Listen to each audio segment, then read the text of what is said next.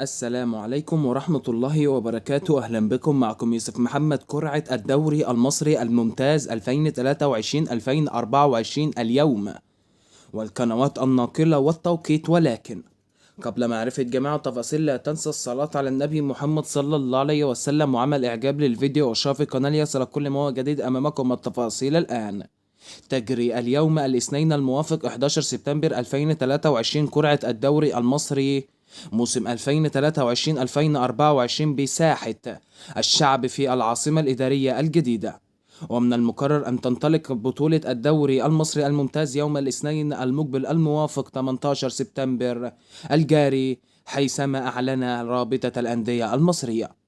ويشارك في البطولة هذا الموسم 18 فريق، وهم النادي الأهلي والزمالك وبيراميدز وفيوتشر والمصري والإسماعيلي والاتحاد السكندري والداخلية وطلائع الجيش وسموحة والسيراميكا كليوباترا والبنك الأهلي وفاركو والمقاولون العرب وإنبي، بالإضافة إلى الثلاثي الصاعد بلدية المحلة والجونة ونادي زد. تذاع القرعة مساء اليوم عبر قناة أون تايم سبورتس المصرية في تمام الساعة 4 مساء بتوقيت تونس والجزائر والمغرب، 5 مساء بتوقيت ليبيا والسودان، 6 مساء بتوقيت السعودية والكويت وقطر والعراق وسوريا واليمن ومصر وفلسطين ولبنان.